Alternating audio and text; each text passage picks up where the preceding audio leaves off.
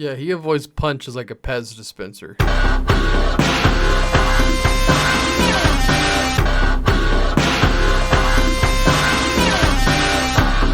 Welcome into Tapping Vegas, brought to you by Better and Green. Today we're breaking down UFC 304 and some of the fights that we are targeting to make you some money this weekend. Big card. Last week didn't do so hot. If you look across the industry, not a lot of people did very hot. So, we're still positive on the year, so we're going to take what we can and roll with it. But Bobby, huge card, 2 title fights. How are you feeling about UFC 304? Very excited for 304. Best card that we've had from the UFC in a while. So let's dive into this bad boy. Let's do it, man. So first fight we're going to cover Caolan Loughran versus Jake Hadley. I am still not completely out on Jake Hadley. I think he still has a little bit left to give. I think his heart's still in it, but the problem is I just don't know if that's going to be enough going against Loughran. Loughran, I don't think he's a world beater. He does have poor footwork. I think he leaves himself open down the middle. Not great strike defense, but he is powerful and he is grindy. And Hadley's going to be fighting up. So he's about 10 pounds he's going to be giving up. Once he gets there and weighs in, it probably won't be about that. But he usually fights at 125 and be fighting at 135 for this fight. Hadley has good forward pressure with kicks. He's strike heavy. He'll mix in takedowns to get that rear naked choke. But I just don't know with that size disadvantage. And Hadley, he's had a really tough go of it lately.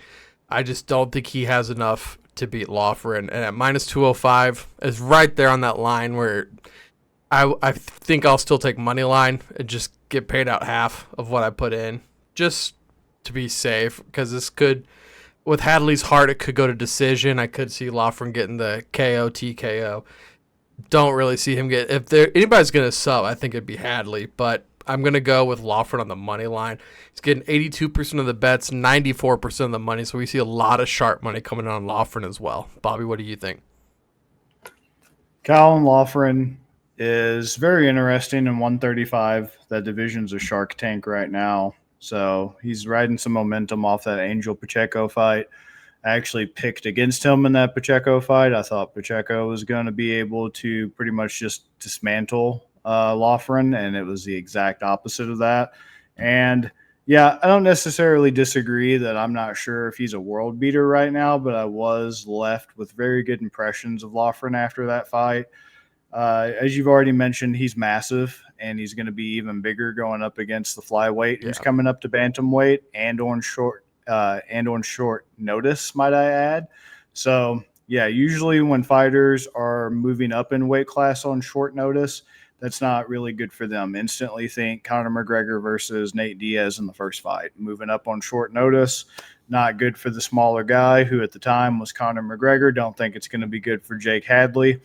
Jake Hadley's most surefire path to victory is going to be through the grappling, as you mentioned. Even there, I think this is going to be enough of a size advantage for Loughran with just how massive he is, even for 135, let alone a flyweight who's probably just not cutting weight right now type thing. I think that size advantage is definitely going to play a role in this, even with the grappling. And I think if Hadley tries to grapple, Loughran's it's kind of hard because we haven't gotten to see much of it at the UFC level, but in his early days, I was very impressed by Loughran's easy transitions from passing guard, easy transitions to full mount, flattening the guy out, securing the rear naked choke, things like that. Just very fluid, very smooth transitions to just pass guard, get full mount, flatten an opponent out, get a choke, get a ground and pound finish, that type of thing. Really good to see from Loughran, even though it hasn't been much of a factor in the UFC. But I mean, because of short notice, because he is big, because he is powerful, and because he does have the decided striking advantage, I'm going Loughran on this all the way. And I'm actually going to say that I think he does get the KO TKO because, Hadley does have heart. And I'm a Hadley guy. It pains me to say this as a Hadley guy and a truther for a long time now. But unfortunately, I think we see Hadley get his third loss in a row right now. Loughran's just going to pick him apart on the feet, and he does have a lot of heart, and he's not going to quit. But I think Loughran's just going to make it to where he has no choice but to get separated from consciousness. He's going to do bad things to Hadley. Hadley, for as bad as his striking defense is, Loughran's and everything, Hadley's not going to be the guy to take advantage of that. Hadley's not going to be the guy who's going to want to stand with Loughran. I see him in a situation where he gets kind of panicked because he's getting pieced up on the feet, because Loughran is actually pretty surgical in addition to the power that he has. Like his leg kicks against Pacheco, I think he even did body kicks, not to mention just how smooth his hands are.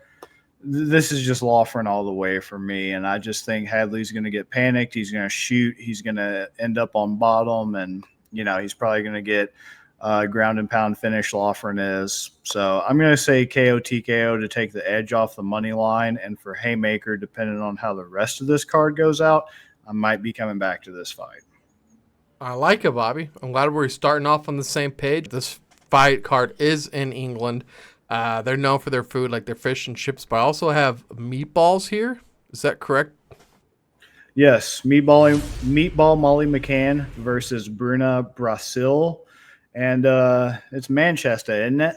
Yeah, we're in Manchester, England. So, Molly McCann is due for her annual, hey, we're in the UK. Let's give Molly McCann a warm-up. Let's give her a layup here so that we can get the UK fans going crazy in the stands and, have her actually think she has a future in this division by just beating up tomato cans. Corporate wants you to find the difference between this picture of Molly McCann and Paddy Pimblett. You can't. It's the same person. Molly McCann, no wonder she's such besties with Paddy Pimblett, because she is literally the female version of Paddy Pimblett. They both are mainly promoted by the UFC on these big UK cards to get the fan bases riled up and to sell tickets. They're also both given cherry-picked opponents for these matches to get people amped up and to try to squeeze and milk all the ounce of hype that's left in both of their careers. And yeah, that's pretty much how it is with Molly McCann. Don't get me wrong, she's a great fighter. She's been around for a while and everything, but let's not act like we don't know what's going on here. As much as they try to give her easy layups for cards like this and everything, I remember last summer, July 22nd last year, when I picked her. I did pick Meatball Molly against Staryarenko, and she got absolutely destroyed. And Staryarenko was not the person I was expecting to just steamroll Meatball Molly like that, because she was coming off of a ground and pound loss in the first round when she fought Molly McCann. And she had just been very spotty in the UFC. Literally had only won one fight in the UFC, lost 3, being finished in 2 of those losses when she fought Meatball Molly. And it looked like just such a sacrifice of Staryarenko to Meatball Molly in London that year. And she just basically immediately backed Meatball Molly up to the fence, shot a takedown, immediately secured an arm bar. Meatball Molly is a really good grappler. Another thing she has in common with Paddy Pimblett, they will try to strike, but they're primarily grapplers and known for their grappling, and we'll get to that with Paddy Pimblett. But for all of her grappling specialization and her ability to shoot takedowns and live by the sub, she also dies by the sub. And Staryarenko just snatched her arm up brutally, and instead of rolling out of the armbar, Molly McCann actually rode into the armbar and made it worse for herself and just got subbed in the first round. But all in all, that's just kind of a abnormality, because really she only loses to really good comp in the division, like Aaron Blanchfield getting subbed in the very first round by Kimura. Nothing to be ashamed of. Lara Fritzen, there is something to be ashamed of that when it happened in 2021. I don't even think she's in the UFC anymore. Talia Santos used to be a name. I'll be honest, I'm not sure if she still is. And then Jillian Robertson, no shame in getting choked out by her in round 2. She is hands down. I've said it many times on Tapping Vegas. I'm not going to get more into it, but I could wax poetically about Jillian Robertson's grappling for an extended period of time. So no shame in Meatball Molly getting choked out by her. But how I see this fight playing out, to cut to the chase, is this. I'm not impressed with Bruna Brasil. Once again, since she is a handpicked opponent for Molly to get some hype off of, there's not much tape out there on her. I watched a Brazilian Fight Federation fight that ended on a weird note where it looked like she might have actually eye-poked her opponent and got the finish from that, because the ref thought that she was holding her eye because it got punched. But just very bizarre, weird thing.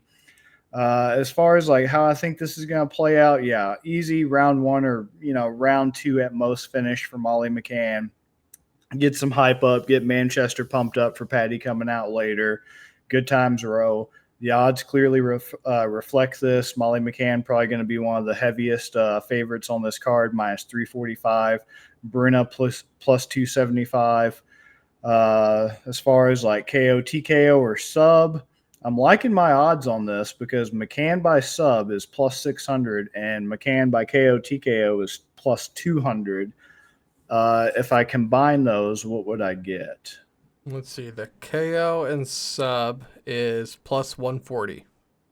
I'm going with that because if it goes to decision, she's not winning. If it makes it that far, that's like sound the alarms. Shit's went south. God, it's going to be boring. Everybody's going to be pissed, and the audience is just going to be absolutely ape shit. So I'm not even worrying about decision.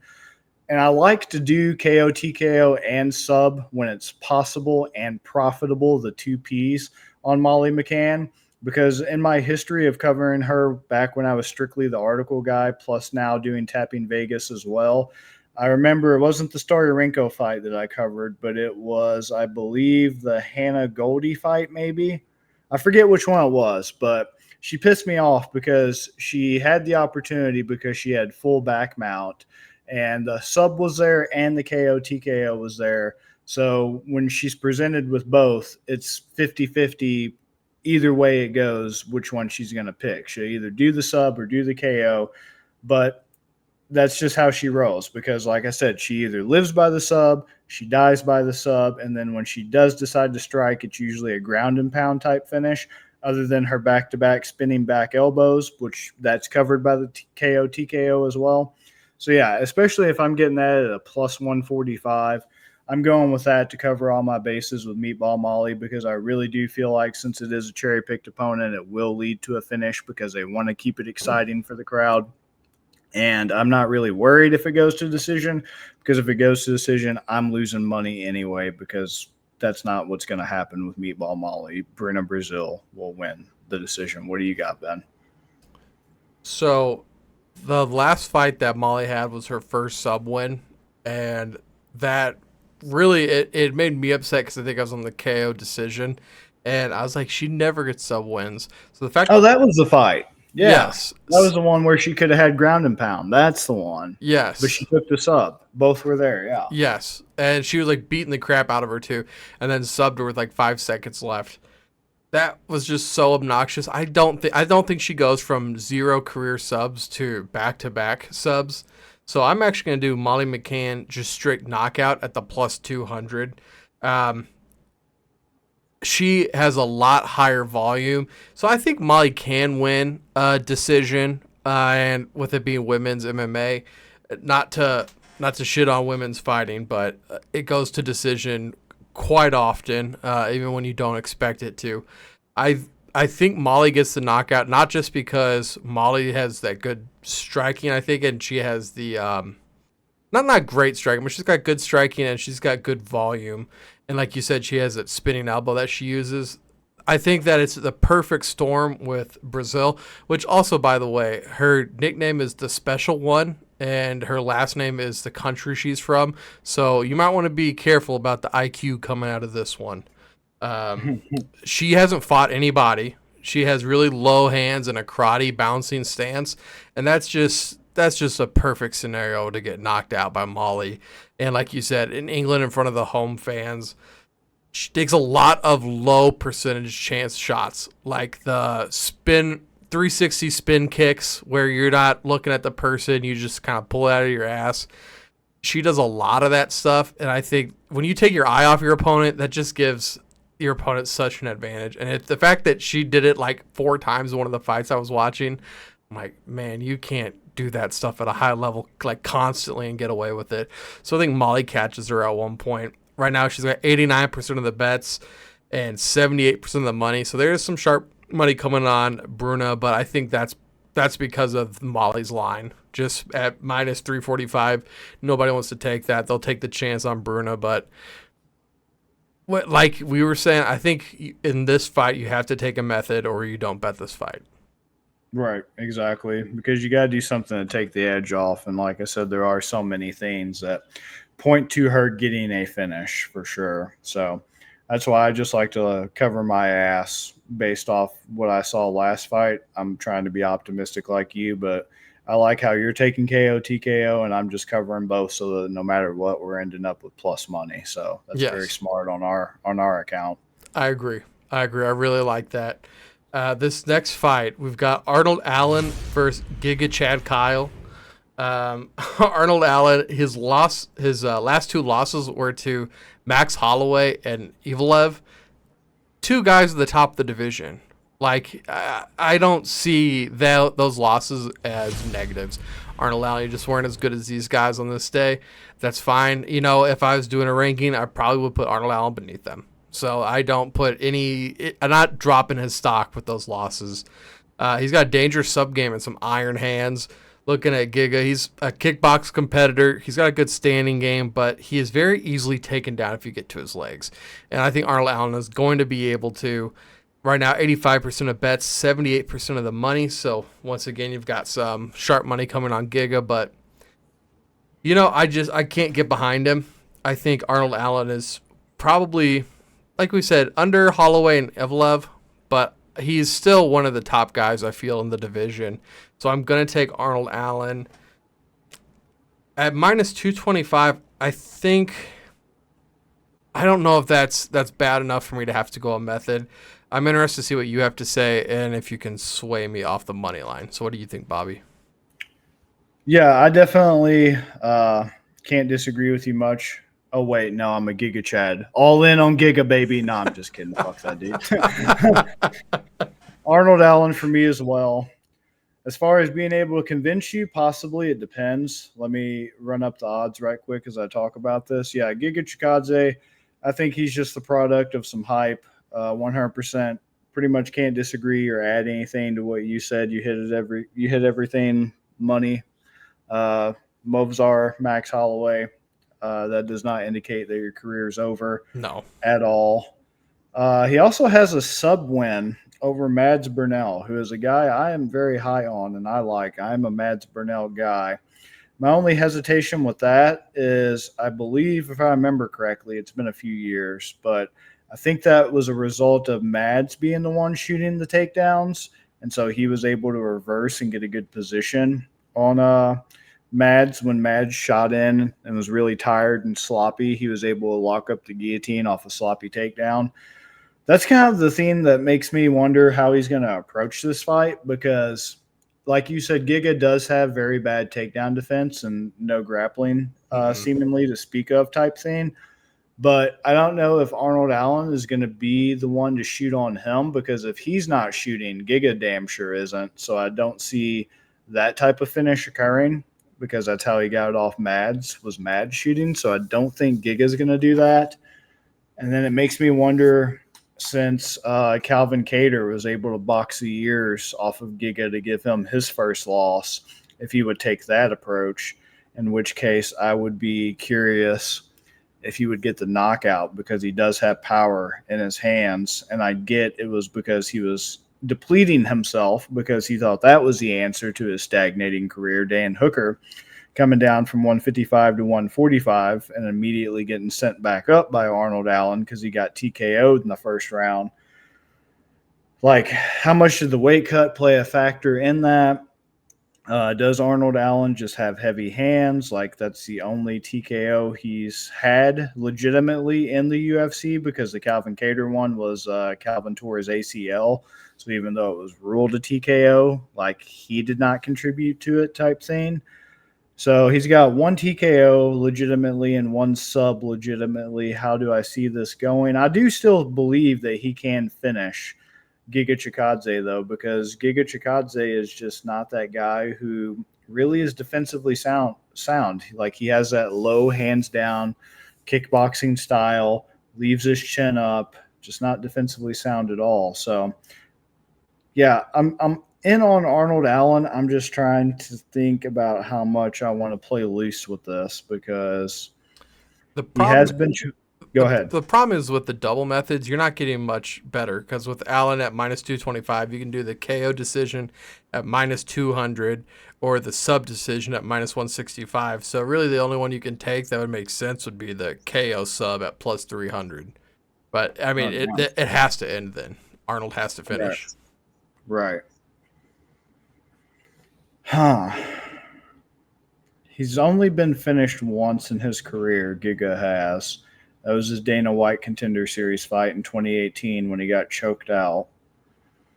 But it's just, is Arnold Allen going to be the one shooting takedowns? Because if he's not, it damn sure isn't going to be Giga. So then that leaves him with only KO, TKO, or decision as his viable ways to it.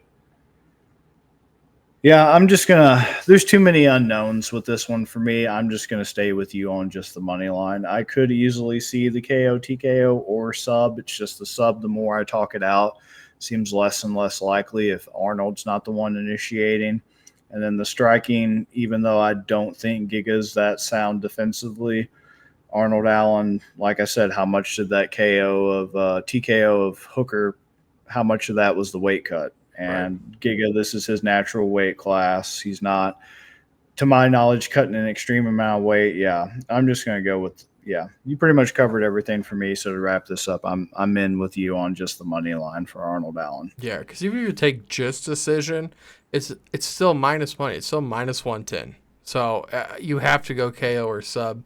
KO's plus 450, subs plus 750. It just makes more sense to go money line. Right. Now, Bobby, there's another Bobby on this card. We don't call him Bobby anymore. Some people call him King, but we call him Bobby because he's Bobby Green. Will you want to break down his fight? Yeah, so Bobby King Green versus Paddy Pimblett. Once again, a lot of things that can be said about Molly McCann can be said about Paddy Pimblett. Paddy Pimblett, very poor defensive striking. Every aspect about his striking defense is absolutely atrocious. There's an entire highlight video on YouTube called Paddy Pimblett being pieced up by unranked fighters or something along those lines. It's not a meme. It is 100% legitimate, unfortunately. But once again, like Molly McCann, pretty decent grappling, some impressive grappling finishes that he has on his record. Bobby King Green, since he legally changed it to King Green now, he is primarily a striker. He is not going to grapple. I know you're going to probably talk about the Tony Ferguson chokeout that he did. That was set up by his striking, and it was just something that was there that he just decided to snatch up because the opportunity presented itself. He didn't go out of his way to look for it type thing, just an anomaly. But yeah, he's a striker, very weird, very hands down, primarily boxing style that he uses, a lot of taunts, a lot of trash talking, that type of thing. Does have some good power. I was shocked last October when he knocked out Grant Dawson with like the touch of death. It did not look like it should have just destroyed Grant Dawson like it did. And I'm a very huge Grant Dawson fan, still am. Broke my heart, just bizarre that he was able to do that. Pretty much dismantled Jim Miller. I picked against him on that. Had egg on my face. Just bloodied up Jim Miller. Just tooled him. Lost to Drew Dober. No shame there. Dober does have power. Lost to Makhachev. No shame there. He's really good at taking out like guys that are kind of overrated, like Nasrat Haqparast. That guy's been overrated for a while. Destroyed him. Ali Quinta's the king of overrated fucking fighters based off what he did to Kevin Lee twice, which was barely beat him. And he just absolutely demolished Ali Quinta in the first round. No shame to losing to Fiziev. No shame to losing to Moises. Just been around for a very long time in the UFC since, Count and Strike Force, since that was purchased by the UFC. 2011. So he's one of those guys that's going to probably be retiring here very soon. So he's a fighter that every Bobby King Green fight you come across, you better enjoy it live while you have the chance because you never know when it could be your last one. But all that to say, to kind of cut to the chase here, as much as I want to pick Bobby King Green, Paddy Pimblett just continues to get handpicked fights for the English crowd. He's still milking and squeezing out that hype himself. But there's just nothing special about him anymore. And that's why they're not ever going to give him a step up more than these guys right here. Like Luigi Vendramini in his debut, Is that guy even still in the UFC? You tell me. Rodrigo Vargas, Jordan Levitt, Jared Gordon, he lost, arguably, to many, many people, myself included, lost that fight in one of the most egregious robberies of the past probably 5-6 years, and then beating up Tony Ferguson. Like, come on now. And even in that fight, Tony Ferguson, at this advanced stage of decline that he's on, was putting up a pretty decent fight against Paddy Pimblett because of how terrible his striking is. Offensively, defensively, everything about it is just bad. The best thing Paddy Pimblett has going for him, and I try to like him and I respect like his old, like, men can talk about mental health thing. I get that. That's awesome. That's great. But I'm here to talk about fights. I'm here to analyze who I think is going to win fights, not who I think is, instead of the baddest motherfucker, as somebody called it, the nicest motherfucker championship. I'm not here to determine that. So I would love to pick Bobby Green, but I just can't because Paddy Pimblett is also the king of winning fights. He has no business, like pulling off the Jared Gordon robbery. There was somebody in Cage Warriors. I forget who it was in Cage Warriors that was just beating his ass. And then, oh my God, all of a sudden he got like a triangle armbar. I think that was like Conrad Hayes it was or somebody. No, Dougie Scott, because it was a flying triangle, I think. Either way, he just pulls things out of his ass. I don't know if he's the most talented man in MMA like he's portrayed to be and like the hype machine would have you believe, but he's definitely the most lucky man in MMA to just win fights all the damn time. But yeah, I am pretty oh, wow, this has changed. This is a new development. So actually, this makes me more confident about this pick. Bobby Green is minus 120. Paddy Pimblett's now plus 100. Before, like a few hours ago when I checked this, it was like minus 112 Bobby and like minus 106 or some shit for Paddy. So now Paddy's at plus money. So now I'm definitely all over Paddy money line because the only route that Bobby Green has to victory is a very possible route. It's definitely plausible, but I just don't think it's going to happen because so many people have the striking advantage over Paddy Pimblett. And once again, he just still wins. He just still somehow pulls it off. And if I'm getting him at plus 100, I'm definitely taking it. I'm definitely taking it in another cherry-picked matchup because this could also be a situation where if he decides to grapple or it's like that Dougie Scott or whatever his name was and like Bobby is piecing him up, but he like goes to his back and Bobby follows him and thinks he's just going to keep top position, Paddy could easily lock up a sub from his back. That is one good thing I will say about Paddy Pimblett. He does have a good guard. He has a good off of his back. That's very rare for a BJJ guy nowadays in MMA to be active off their back and to actively try to sub or sweep or get back to their feet. So for all the negative, I got to point out that I am very impressed by that. And I'm actually going to go just Paddy money line, though, because I don't know if I'm brave enough to do sub because Bobby's not the grappler. So anything initiated by sub and by grappling is going to be Paddy, not Bobby. And then striking, once again, that could go either way. Just because he's getting pieced up on the feet doesn't mean anything. And even if it makes it to decision, it was very egregious with Jared Gordon. He could easily win another decision he probably doesn't deserve. But for now, at the moment, I'm just going to go Paddy money line. What do you think, Ben? This was the hardest fight for me because of a couple factors. I am also going to be on the Paddy money line because we're getting it at plus money. You get all three methods, and you get the guy with the home crowd. So if it does go to decision, we have a chance of some home cooking that we see happen over in Europe. Unfortunately, too often. Paddy never been knocked out before, and we've seen Bobby be pretty much a glass cannon. He either knocks you out or he gets knocked out pretty easily himself. He mostly wants to stand, whereas Paddy, he's going to want to take it to the mat. He's going to want to grapple you. Good takedowns, and he's good takedown defense, which he's not going to use this fight. But Paddy also has, like you said, that good sub work. My concern is that Paddy keeps his chin up and Bobby catches him. Just because Paddy hasn't been knocked out yet doesn't mean he can't be knocked out. And 69% of the bets are on Paddy and 88% of the money. So everybody like you said, Paddy's big name. Everybody knows Paddy. They see Bobby Green as he's like so much older. Paddy's this big name. You get him at plus money. Everybody's pouring money in on it. And I'm just really worried that that's exactly what Vegas wants. And Bobby Green gets that knockout, which right now Bobby Green knockouts at plus 400. I just don't. This is the one that I think when you look back, if we're wrong, we're like, Vegas like had this one booked to a T, which they do, unfortunately, way too often. I think I have to be with you. Like you said, if it goes to decision, hopefully, you get the extra factor that Paddy's in England, but this fight really, really concerns me. Yeah, it's concerning, but if it goes to decision, like I said, we've seen an egregious robbery that he managed to secure. And I'm about to look up now if that was even in England when he robbed Jared. But yeah, if it goes to decision, he's 100% going to get the nod from some home cooking, as you mentioned.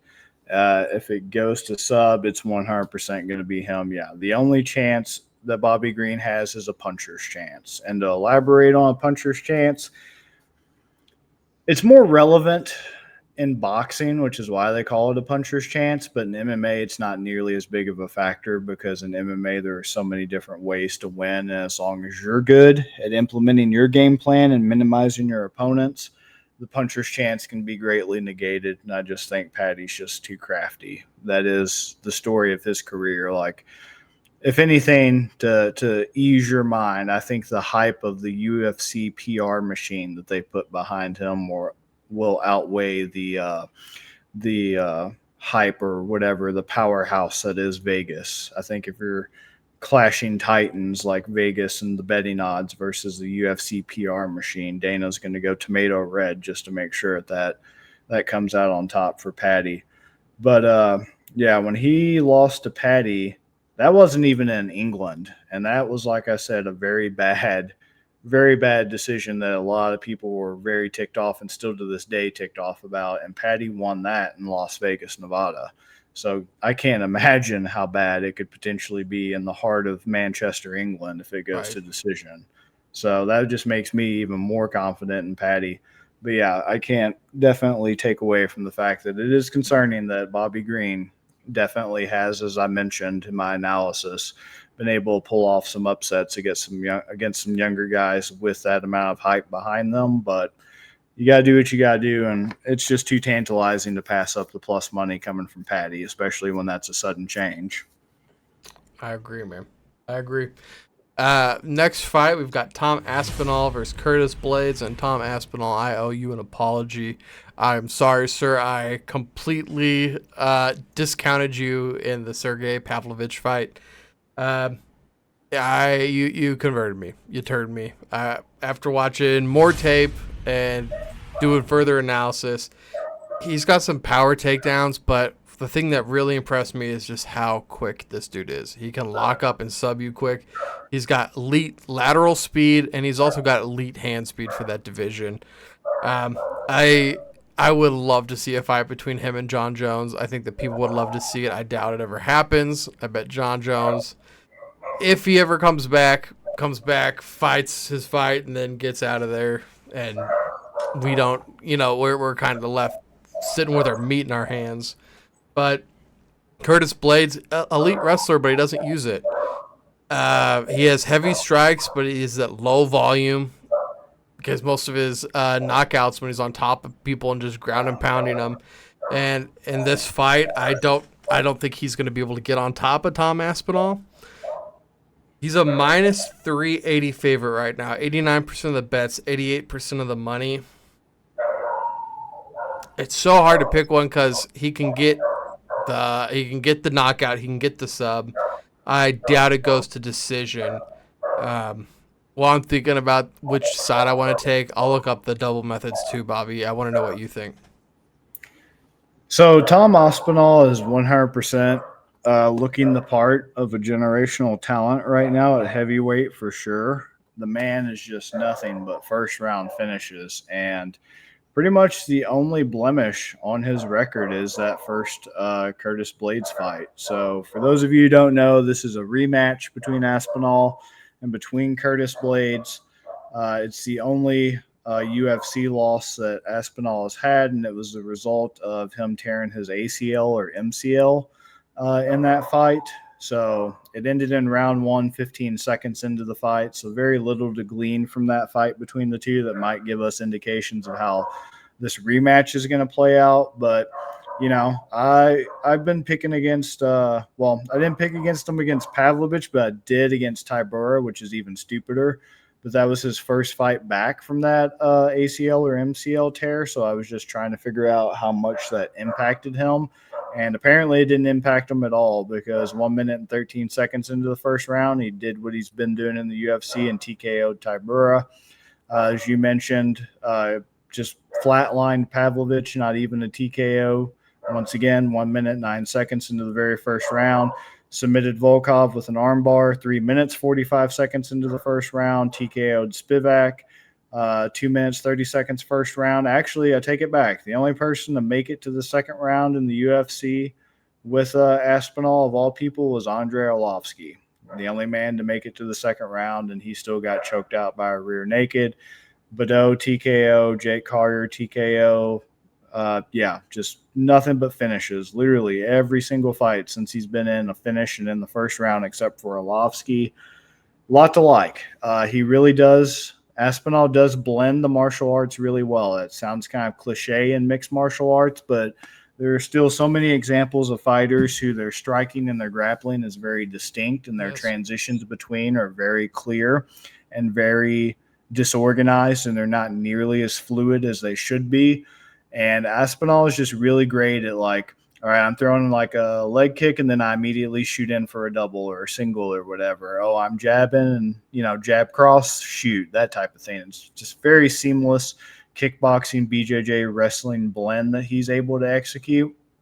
Just all around, as evidenced by his finishes and almost an equal distribution of subs and punches and strike finishes and everything. The guy is just, I can't say enough good about him. Like, his dad quit his day job just to start a BJJ gym and be a practitioner so that he can raise his kids to have a leg up since birth in grappling, and it's clearly paid off. So kudos to you, paterfamilias, Mr. Aspinall, because your son is just an extreme talent. Now, let's go over the one identifiable weakness I can see for Tom Aspinall. And Achilles' heel is very appropriate here, because just as Achilles was the warrior who could only be defeated by, stabbing him in the heel, Aspinall has one weakness, but it is a glaring and very, very concerning weakness. And if anybody's able to see this and capitalize on it before he can figure it out, kudos to you, and I need some credit, because his biggest weakness is he is entirely reliant right now at this starting to become, now it's kind of late in his career. It doesn't seem like it, but he's already had a lot of fights in the UFC at this point because he's ended it so fast, and he's able to stay active except for his injury and everything. But what I'm getting at is he's relying on his speed and his quickness and like fast twitch and all these other attributes that do not get better with age as his defense right now. Instead of head movement, instead of, ducking and dodging and slipping, parrying, countering, his game plan, if you pressure him too much and he's bailing out, he will have his feet entirely square. They will be out of stance, leans back, chin in the air, and he basically tries to run backwards, like jog backwards without turning around type thing. And that leaves him open to not only striking counters when his chin is up in the air and his stance is square like that, it also leaves him wide open to grappling counters and leaves him wide open to be taken down because he's so off base. His base is so weak in those moments when he's trying to disengage and break the distance. Will Curtis Blaydes be the man to take advantage of that? I'm not sure, because while it does leave him wide open for takedowns, I'm not sure if that's something Curtis Blaydes and his team have noticed. I don't know how much they watch tape. MMA, to not get off topic, but it's still a very primitive sport, even in this day and age, to watch tape shouldn't be, but that's just the case. Like guys like John Jones are looked at as masterminds for watching tape. Meanwhile, you got dumbasses like Cowboy Cerrone actively saying, I don't need to do that shit. That's what I pay my coach to do. Okay, dude, no wonder you're a 500 fighter. But anyway, what I'm getting at is Curtis Blaydes struggles with guys just like Aspinall. For the most part, he has his way with the heavyweight division, and he is the prime example of an always a bridesmaid, never the bride career, because the only people that Curtis Blaydes ever loses to are guys with power in their hands. Like he lost to Francis Ngannou twice because we know how powerful Francis Ngannou is. He lost to Derek Lewis, which, quick side note, I'm tired of people saying that was dumb luck by Lewis. That was because Curtis Blaydes, for his wrestling, when he decides to use it, his other biggest flaw is he doesn't set it up. And he was so easy for Derek Lewis to time him with an uppercut to flatline him because he just did Ben Askren diving for the legs. He had Derek Lewis backed up against the fence, had feinted on the takedown. Derek Lewis didn't bite. He finally timed it, ended it. So Curtis Blaydes bothers me because when he does use his wrestling, he just doesn't set it up. And it's just annoying because he almost seems like one of those wrestlers that fell in love with his power after like the Abdul Karimov TKO and the JDS TKO. Like going into every fight after that, he was just really willing to strike and just fell in love with his hands like Tyron Woodley, numerous other examples, and that's what led him to getting flatlined by Derek Lewis. But Derek Lewis, Sergey Pavlovich, Francis Ngannou. So far, only 3 men in the UFC have ended Curtis Blaydes. He's beaten everybody else in his long career that's went on since 2016 now. And what does Tom Aspinall have? Power. What does he have? Good striking. Except for his defense, his offensive striking is great and it's seamless. I think anybody that can KO Pavlovich like he did, Tom Aspinall, and just knocking the stuffing out of all the other guys he has, I'm all in on Aspinall with this. As far as how it's going to end, I don't want to be too crazy because by outright KO TKOs minus 175, subs plus 400, I do not think it goes to decision. And if it does go to decision, you're losing money anyway because it's all Curtis Blaydes. So, yeah, I'm in on Aspinall. Let's hear what you say about the double methods. I feel like we both said decision is pretty much out of the question. This is a heavyweight 5-round fight. We don't see Aspinall really ever go out of the first round except for, like you said, I think that one fight. So if you go Aspinall, the KO sub, it's minus 295. Still nasty, but you're almost taking 100 points off. Then yeah, if I'm taking 100 points off, that's significant enough that I'm going to be in on that because, you know, I think another thing I've noticed about his weaknesses besides the, you know, square stance, chin in the air, just trying to run backwards thing, is there was a guy on the regional scene that I think heel hooked Aspinall. But I don't know if Curtis Blaydes is going to be willing to do that because for Curtis Blaydes to do that, that means that Aspinall is on top of him. And from there, it's like a, you know, timer going off, like a plane that's about to nosedive and the warning's going off, like pull up, pull up. It's pretty much like you better get that damn sub or else your head's going to get caved in or he's going to sub you. So I don't know if Blaydes is going to be bold enough to go after the sub because that's going to entail him being on the ground and Aspinall is going to be on top of him, whereas Blaydes does his best work when he's on top and he's able to choose whether he's going to wet blanket or whether he's going to like open you up like he did against Overeem. Yeah. So, yeah, I'm going to check that out right quick because I do want to know who that guy is, but I just don't think it's going to be Curtis Blaydes who's going to be willing to be on bottom against Aspinall. So it was Stuart Austin, and it was a heel hook. He got the heel hook in round 2 against Aspinall because he was able to make the best out of a shitty situation, turn the lemon into lemonade. But that's not going to be Curtis Blaydes. But those are your two going forward. If anybody wants to give me a shout out, if you are facing Aspinall, be brave enough to get to be on bottom and have a really good leg lock game and leg lock the dog piss out of him before he caves your head in, or take advantage of him when you pressure him up against the fence in an intelligent way and he's off stance and squared up and his chin's in the air. So there you go. Yeah, he avoids punches like a Pez dispenser. Just neck up. Yeah. Our last fight, we're lucky enough to have 2 title fights in this card. We got Man's Not Hot. I tell a man's not hot. Yeah, so Leon Edwards versus Belal Muhammad. So I'm going to go ahead and say this right now. Cue the Michael Jackson putting the gun up to himself meme. People are going to be very surprised at how easily Leon Edwards is going to walk through Belal Muhammad. And here's why. One of the most prominent factors, if you haven't fixed it by now, you're never going to fix it, because 3 people now have gotten the same southpaw head kick against Belal Muhammad. Alan Juban rocked him with it. Jeff Neal rocked him with it. Leon Edwards in the first fight rocked him with it.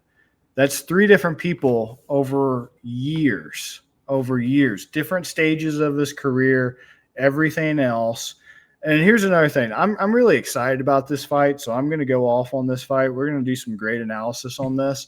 Belal Muhammad right now, I think, has something going on with Leon Edwards' coach where, like, he's making fun of Leon's coach's record, or I don't know. I'm unsure if, like, it's either he had a bad record or, like, he didn't fight at all type thing. I'm just going to say this. Just because you're a good fighter doesn't mean you're going to be a good coach. Just because you're a bad fighter doesn't mean you're going to be a bad coach. Coaching, it helps if you have that personal experience, but some of the best coaches like Ray Longo, Firas Zahabi, maybe Trevor Whitman, I'm not sure off the top of my head, but immediately Ray Longo and Firas Zahabi. Ray Longo didn't fight at all, and Firas Zahabi never made it out of like the amateurs or regionals and not that much experience. Great coaches, so it just doesn't have that much of a role in this. And what my point with this example is, for somebody who clearly thinks they have the better coach, you would think after falling prey to the same southpaw head kick from 3 different fighters across the span of your entire career, you would think your coach would be looking at tape with you and saying, hey, have you noticed that you struggle with the southpaw head kick when you're orthodox facing a southpaw? Let's fix that. That has not occurred. And to add further evidence to this, that Joban fight was his debut. So you can't use the excuse, oh, it was his debut, because it still hasn't been fixed since 2016.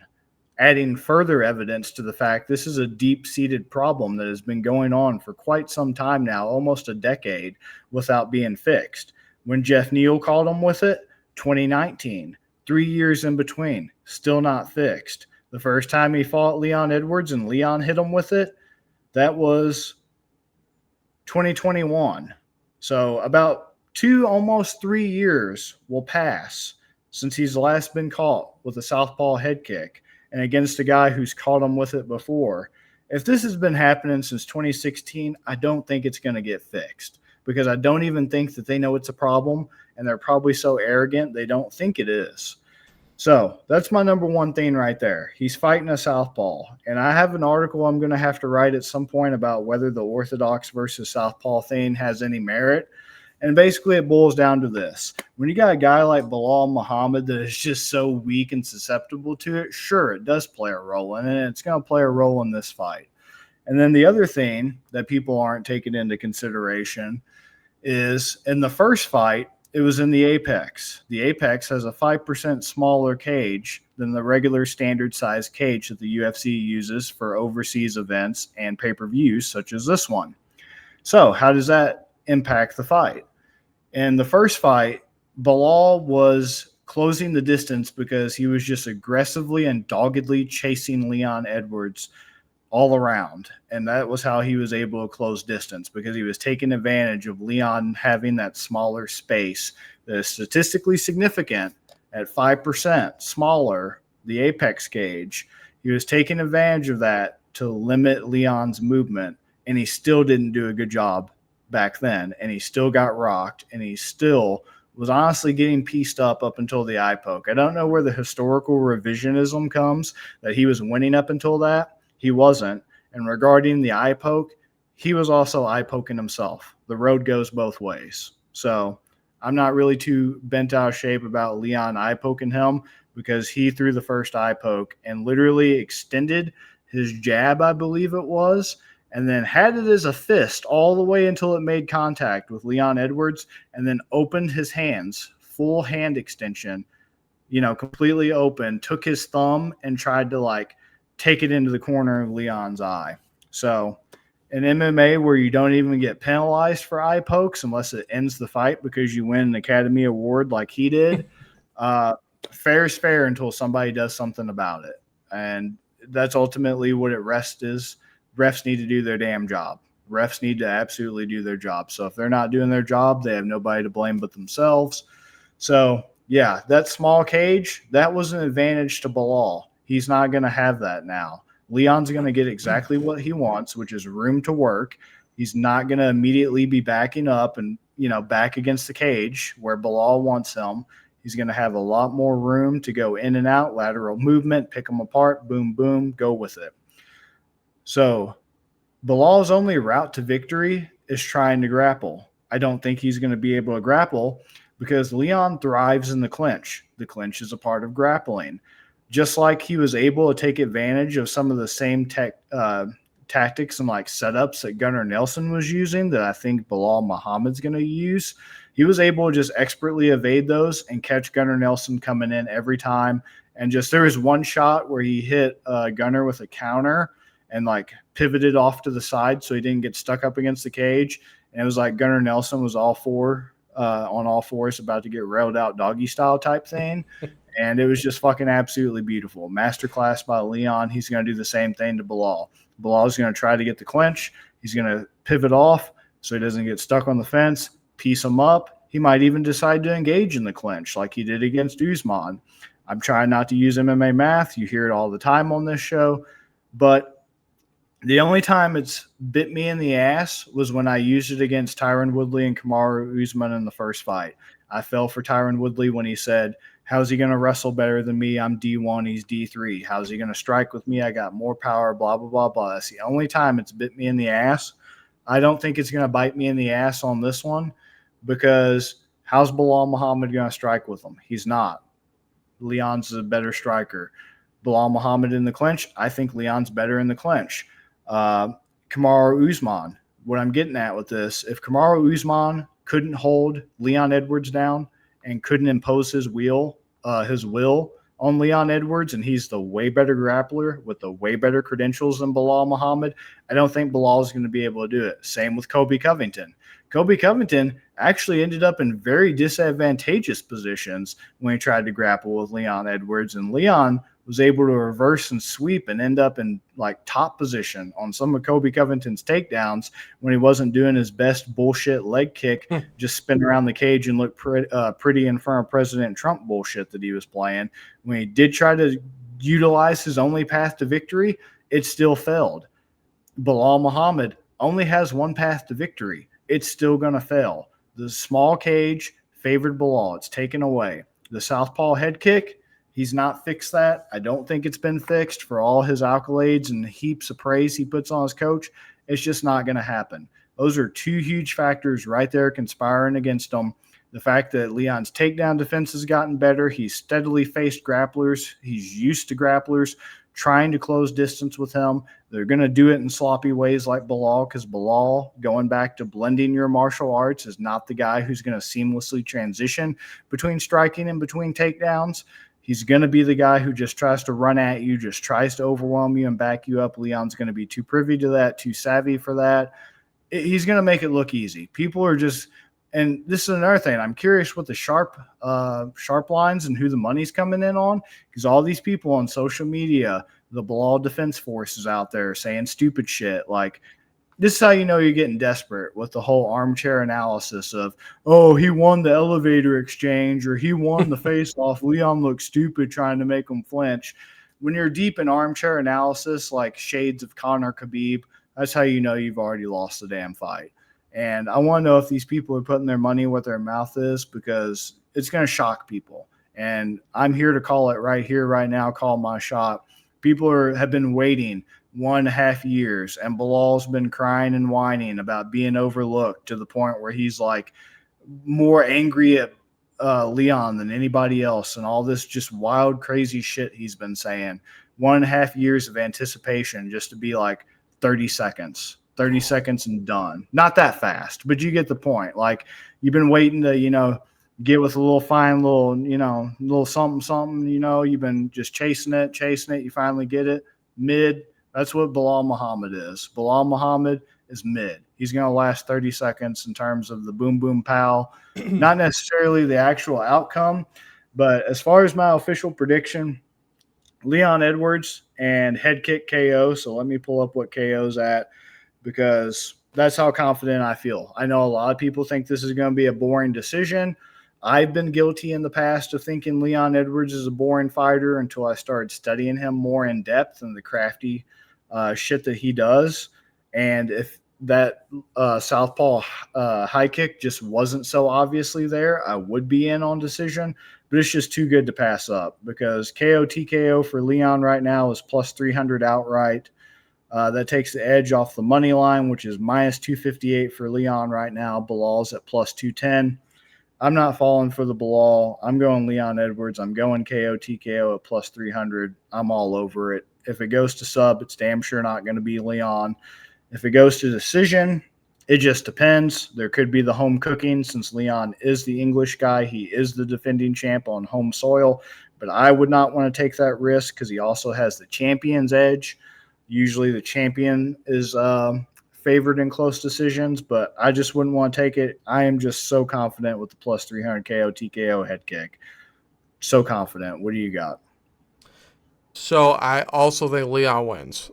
I'm going to start with that.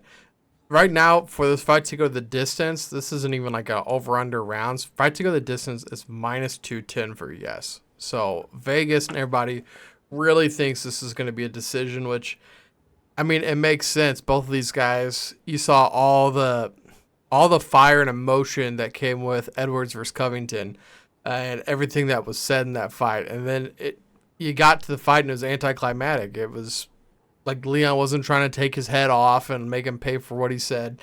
And then Belal, I mean, there's tree huggers. Belal's a wall hugger. He's just going to grab you and lean you against the wall and stand there for the entire round. He wants the control time, but he's not going to beat a champion with control time. He's not going to have the striking edge. I can't see a world where Belal outstrikes Leon. And if Leon's able to defend the wrestling of Covington and Usman, I think he can handle Muhammad. Edwards very accurate, and he's got good strike defense as well. So I think Muhammad's going to have a hard time reaching him. I was looking at that decision at plus 100 for Leon, because I can see just Belal just stalling and wasting time, and then Edwards just kind of dancing around the cage, pit, pat, pit, pat, knows he's going to win by decision. Like you said, he's already got the champion's advantage. He's at home, and people value striking more than they value the control time. So I just think Leon would just be totally fine cruising to a decision. But like you said, Belal is open to being knocked out, so I think I'll take the double method, which isn't very good. I'm only taking a few cents off Edwards KO and decision at minus 225. That way, if you're right and they do get the knockout, then we don't lose anything. We just get a little bit of mine and then all of yours. Versus if he gets the knockout and then I costed us a unit, I'll just go the double method. So I got what I think and what you think, and we just call it a day. I love it. Always good to cover yourself like that. Absolutely. I'm all for it. All right, man. What are you thinking for the haymaker today? What is going to make us some money?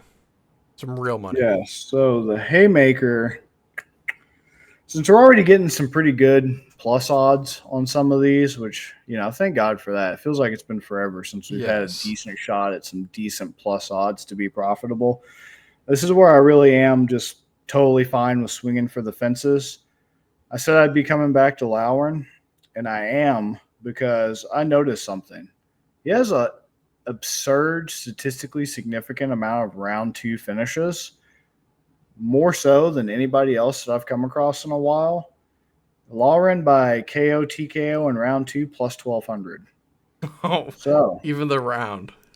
yeah. So, am I going to be that bold based on his? Because it's something ridiculous. Let's look up how many it is. He has quite a bit of round 2 finishes, more so than any other round. And I'm just loving it because he has punches round 2, Cage Warriors, ground and pound round 2, Cage Warriors, TKO KO round 2, Cage Warriors, round 2 punches, 1, 2, 3, 4, 4 round 2 finishes in his professional career, and another 3 in his amateur career. So he has 7 round 2 finishes throughout his professional and amateur career. That's statistically significant. I don't know what it is, but I think Jake Hadley would be tough enough and have enough heart to make it through round 1. But I think by round 2, the accumulation and the damage and just being, overpowered, out-muscled, all that's going to wear on him. He's not going to see round 3. So plus 1,200 Loughran, round 2 KO, TKO. This is back-to-back weeks of you picking 4-digit positive bets. And you know what? If you hit this, Bobby, then damn the rest of the card, right? Yeah. You throw enough shit at the wall, eventually something sticks.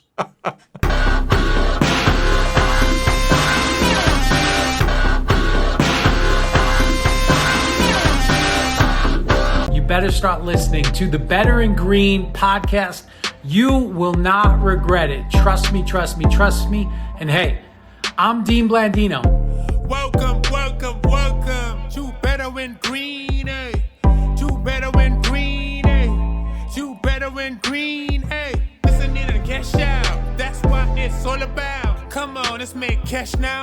We always on spot and we cover all spot from the bottom to the top, hey. Shout out to Ethan, shout out to Wyatt, shout out to Ben.